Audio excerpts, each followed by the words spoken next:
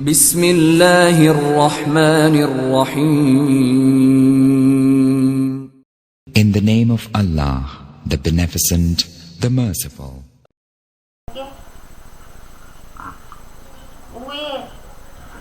Bismillahirrahmanirrahim.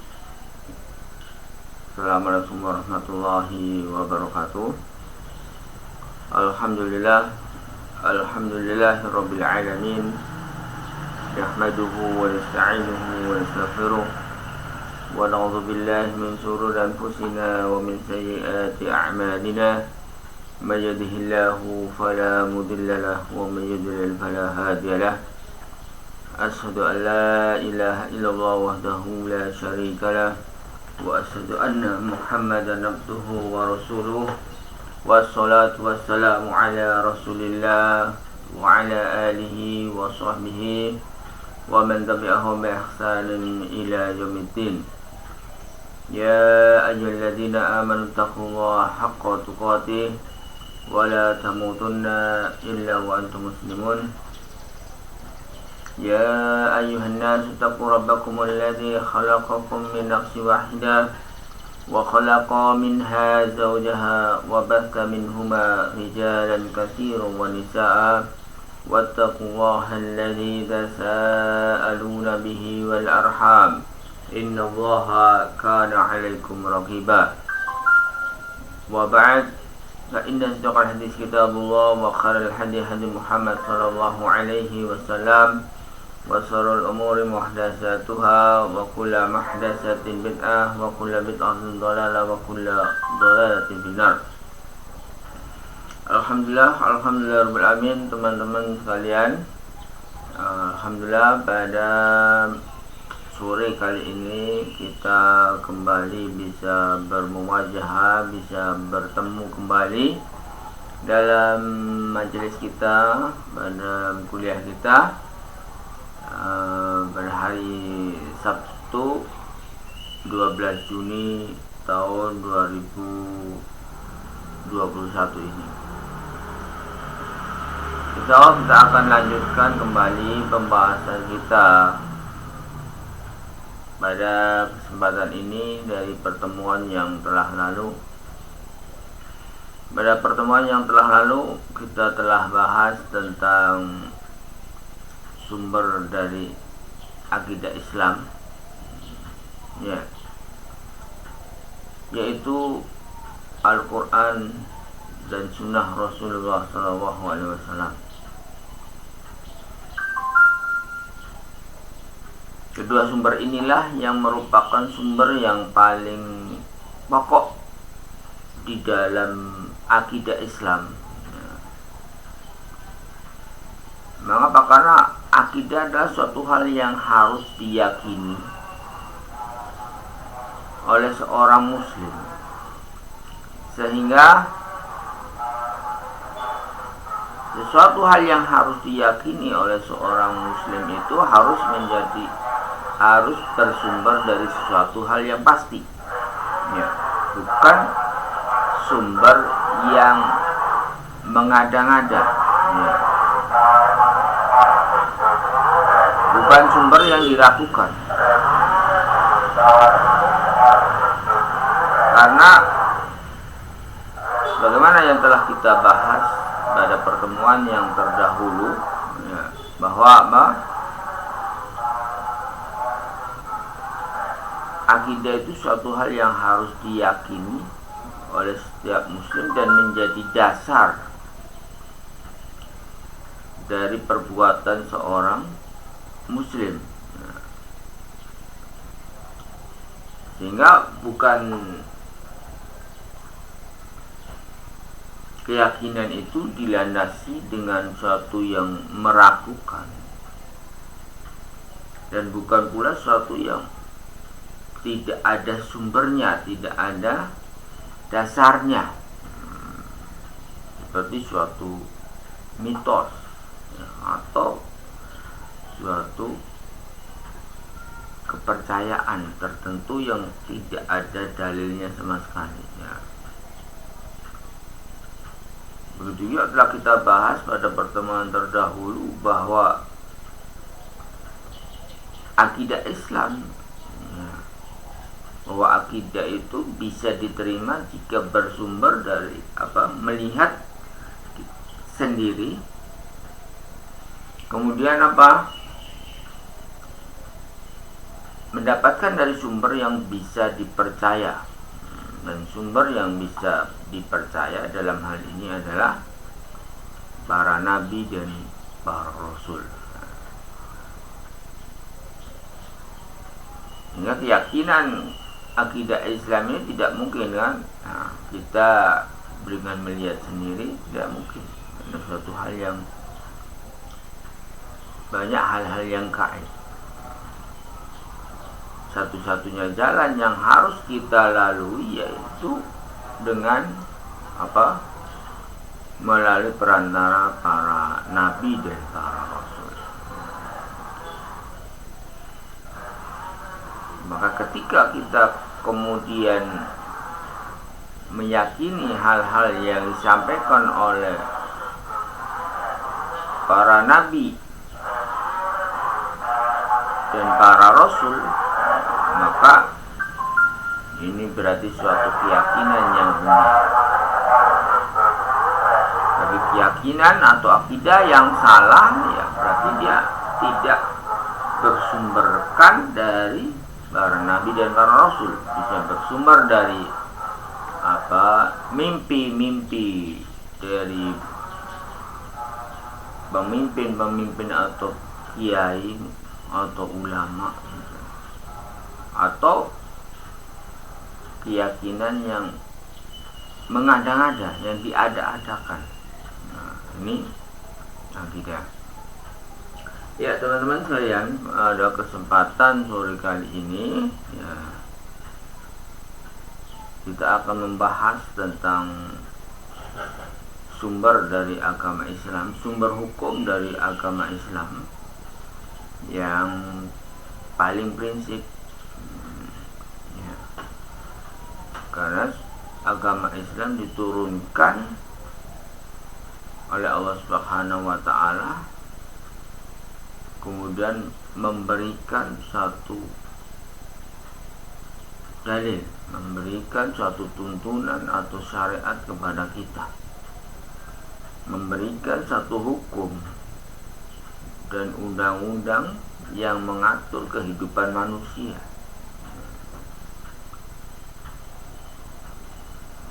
Sehingga peraturan-peraturan atau hukum-hukum yang diturunkan, yang Allah tuntunkan,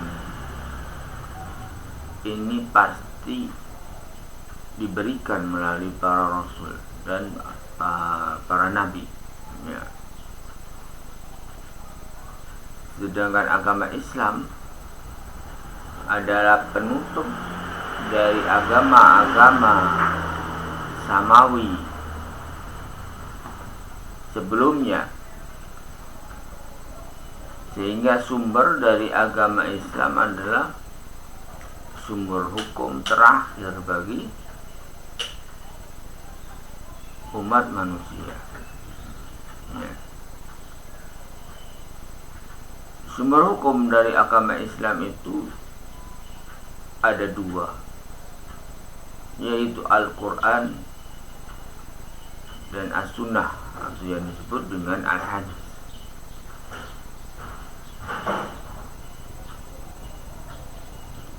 Al-Quran sebagaimana disebutkan oleh Allah Subhanahu wa Ta'ala di dalam surat Yunus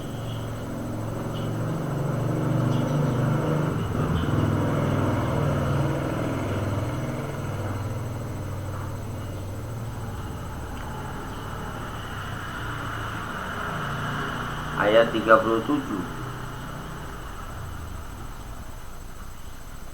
wa ma kana hadzal qur'anu ayuftara min dunillahi walakin tasdiqal ladzi baina yadayhi wa tafsilal kitabi la raiba fihi min rabbil alamin.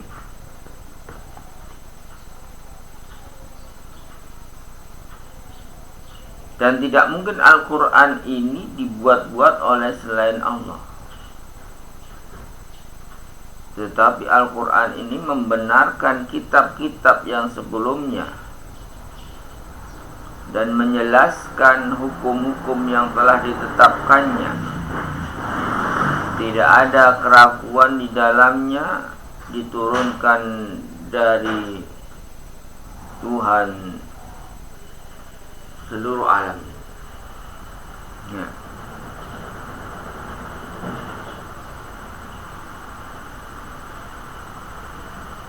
Jadi Al-Quran adalah wahyu dari pertama, bahwa Al-Quran adalah wahyu dari Allah Subhanahu wa Ta'ala, yang diturunkan dari Rabb seluruh alam. Nah, ini pertama, sebagai keimanan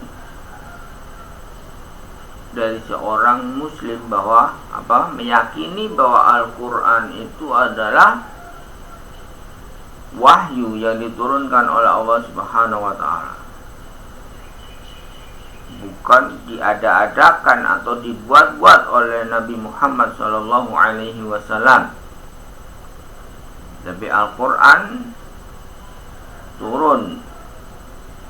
diturunkan oleh Allah Subhanahu wa Ta'ala melalui Jibril alaihissalam kepada Rasulullah sallallahu alaihi wasallam, yang diturunkan secara bertahap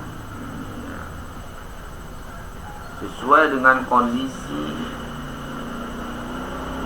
yang ada pada saat itu. Ini yang pertama yang harus kita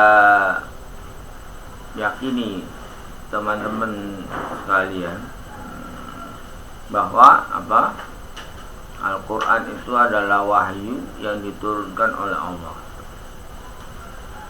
Maka ketika kita tidak meyakini akan hal ini, ya berarti sudah tidak perlu lagi seorang itu beragama Islam, kan? Karena ini harus suatu hal yang harus kita yakini, keimanan yang harus diimani bahwa Al-Quran adalah diturunkan oleh Allah Subhanahu wa Ta'ala. Jadi karena di antara rukun dari keimanan yaitu beriman dengan kitab-kitab yang Allah turunkan. Sedangkan jika seorang tidak beriman bahwa Al-Quran itu diturunkan oleh Allah Subhanahu wa Ta'ala, maka dia berarti tidak menegakkan tiang dari rukun iman tadi. Jadi sudah tidak ada keimanan kembali. Jadi sudah selesai, nggak perlu kemudian membahas yang lebih jauh. Kalau ketika seorang tidak meyakini Al-Quran itu wahyu dari Allah Subhanahu wa Ta'ala, sudah selesai. Untuk apa seorang beragama Islam ketika dia tidak meyakini bahwa Al-Quran itu wahyu yang diturunkan? Sudah nggak perlu lagi. Maka keimanan di antara rukun keimanan adalah mengimani kitab-kitab Allah Subhanahu wa Ta'ala. Dalam hal ini adalah Al-Quran sebagai kitab yang terakhir. Ya. Kemudian yang kedua, dalam ayat ini bisa kita lihat bahwa apa yang fungsi dari Al-Quran itu membenarkan kitab-kitab suci sebelumnya. Membenarkan bahwa Allah menurunkan kitab suci sebelumnya, yaitu At-Taurat, Injil, Zabur, dan Suhuf Ibrahim, dan sahifah-sahifah yang lain. Jadi Allah menurunkan kitab-kitab suci kepada para Rasul sebelumnya. Jadi Al-Quran membenarkan bahwa itu diturunkan oleh Allah Subhanahu wa Ta'ala. Akan tapi kondisi saat ini berbeda, ya, bahwa kitab-kitab itu telah berubah isinya, dirubah-rubah isinya. Nah, kemudian fungsi Al-Quran yang ketiga adalah menjelaskan hukum-hukum yang telah ditetapkannya. Wa tafsilal kitab la raiba fihi, menjelaskan hukum-hukum yang ada, berisi hukum-hukum dan aturan-aturan Allah Subhanahu wa taala diturunkan di dalam Al-Quran ini.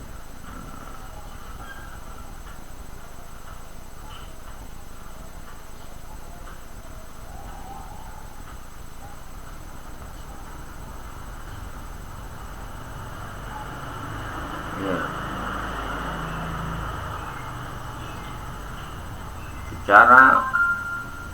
Ada yang secara hukum yang secara global dan ada juga hukum yang secara terperinci. Jadi tidak semua hukum diperinci di dalam Al-Quran. Perinciannya ada di dalam hadis Rasulullah SAW. Karena sebagaimana Al-Quran di dalam Allah Subhanahu wa taala perintahkan untuk aqimus sholat, menegakkan sholat. Akan tetapi dalam Al-Quran tidak disebutkan hukum secara terperinci bagaimana seorang melakukan sholat.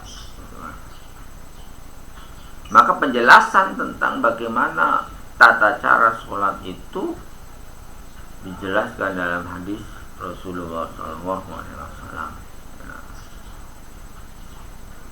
Jadi tidak mesti hukum-hukum dalam Al-Quran itu dijelaskan dengan terperinci secara keseluruhan.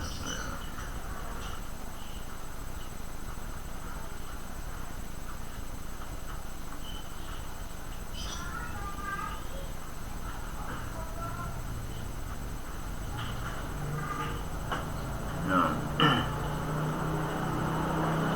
jadi itu fungsi dari diturunkannya Al-Quran yang ada pada ayat ini. Begitu juga selanjutnya bahwa Al-Quran adalah mukjizat, sebuah mukjizat Rasulullah SAW yang terbesar.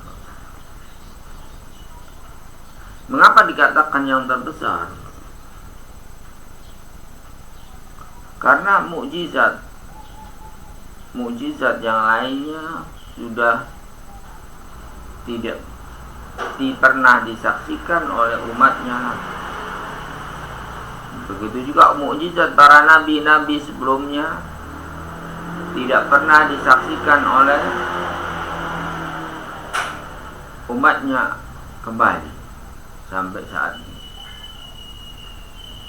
Akan tetapi Al-Quran adalah mukjizat Rasulullah SAW yang akan terus disaksikan oleh umatnya sampai hari kiamat. Nah, mukjizat yang terus akan ada sampai hari kiamat. Kemudian hukum-hukumnya juga berlaku sampai hari kiamat.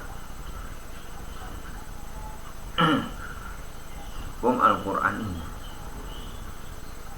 Kemudian keagungan Al-Quran, jika seorang mentadaburinya akan didapatkannya.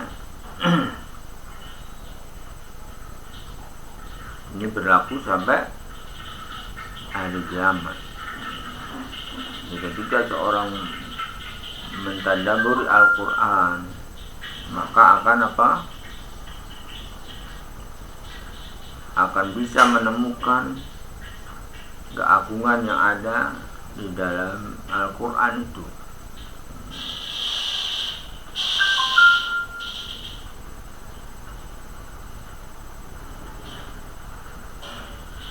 Di antara sifat bahwa Al-Quran itu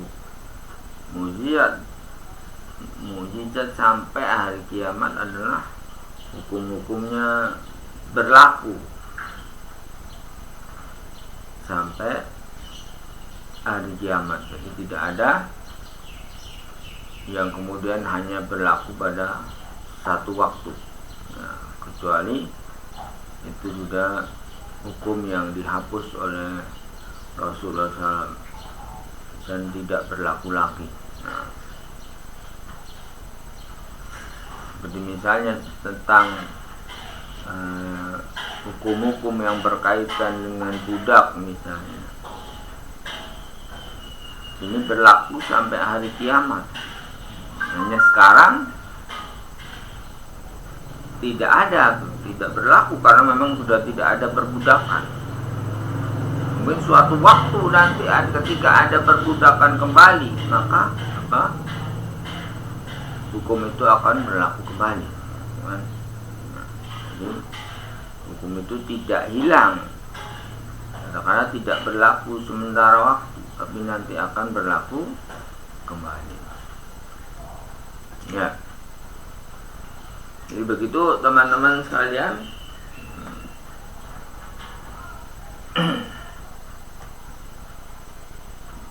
Kemudian selanjutnya bahwa Al-Quran itu diturunkan dalam bahasa Arab. Ya. Sebagaimana disebutkan dalam Al-Quran Arabiyyun Mubin, ya. Diturunkan dalam bahasa Arab yang jelas.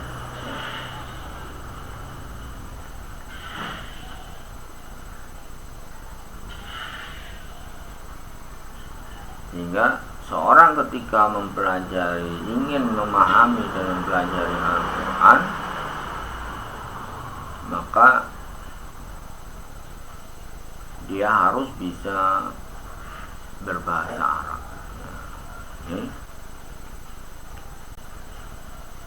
Untuk bisa mendalami dan memahami Al-Quran, dan mengetahui keagungan dari Al-Quran. Itu sumber hukum yang pertama, teman-teman sekalian. Ya. Semoga bisa difahami, dan kita cukupkan dulu sore ini. Jika ada pertanyaan bisa ditanyakan. Naktafi bihadza, subhanallahi wa bihamdika, asyhadu an la ilaha illa anta, astaghfiruka wa atubu ilaik. Assalamualaikum warahmatullahi wabarakatuh.